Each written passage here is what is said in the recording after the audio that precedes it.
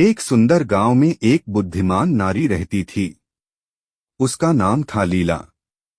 वह गांव की सभी समस्याओं का समाधान निकालती थी और लोगों की मदद करती थी।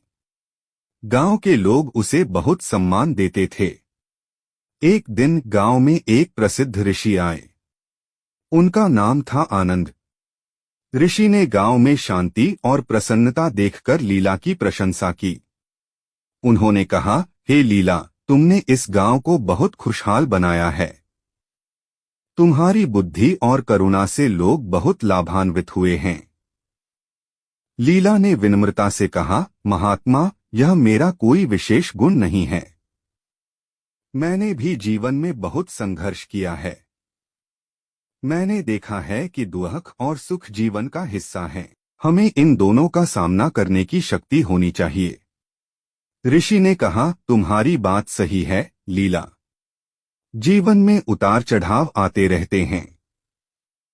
महत्वपूर्ण यह है कि हम इन परिस्थितियों से कैसे निपटते हैं।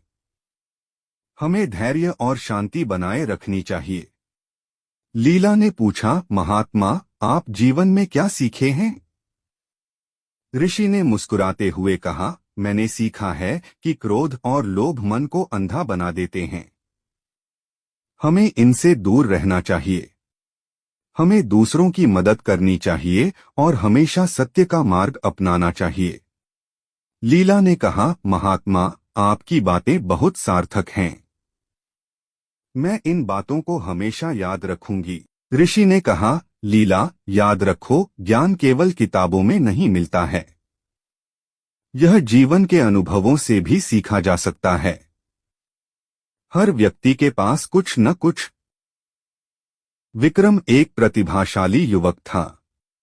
पढ़ाई में अव्वल, खेलों में दक्ष और कला में रुचि रखने वाला। लेकिन जीवन ने उसके साथ एक ऐसा खेल खेला कि वह धीरे धीरे खुद को ही भूलने लगा। सब कुछ एक दिन में ही बदल गया। एक सड़क दुर्घटना ने उसके माता पिता को छीन लिया। अकेलापन उसे घेरने लगा। घर जो कभी खुशियों का घर था, अब एक खालीपन सा लगने लगा। दोस्तों के साथ खेलने का मन नहीं करता था। पढ़ाई में मन नहीं लगता था। दुनिया से कटने लगा। दिन भर अपने कमरे में बंद रहता। खिड़की से बाहर झांकता, लेकिन दुनिया धुंधली सी दिखती। लोग आते जाते, हंसते खेलते, लेकिन उसके लिए सब कुछ बेजान सा लगता। खाने पीने में भी रुचि नहीं रही। शरीर दुर्बल होता जा रहा था। एक दिन उसके पड़ोसी ने उसे देखा। उनकी चिंता बढ़ गई। उन्होंने समझाया, विक्रम, इस तरह से जीवन व्यर्थ नहीं जाएगा। तुम्हारे माता पिता भी यही चाहते होंगे कि तुम खुश रहो। विक्रम ने सिर झुका लिया। उसे पता था कि वह गलत कर रहा है, लेकिन खुद को संभाल नहीं पा रहा था। पड़ोसी ने उसे एक पुस्तकालय में ले गए। वहां किताबों की दुनिया ने उसे एक नया रास्ता दिखाया। उसने साहित्य पढ़ना शुरू किया। कवियों की रचनाओं ने उसके मन को छुआ। लेखकों के विचारों ने उसे सोचने पर मजबूर किया। धीरे धीरे उसे जीवन का एक नया अर्थ दिखने लगा।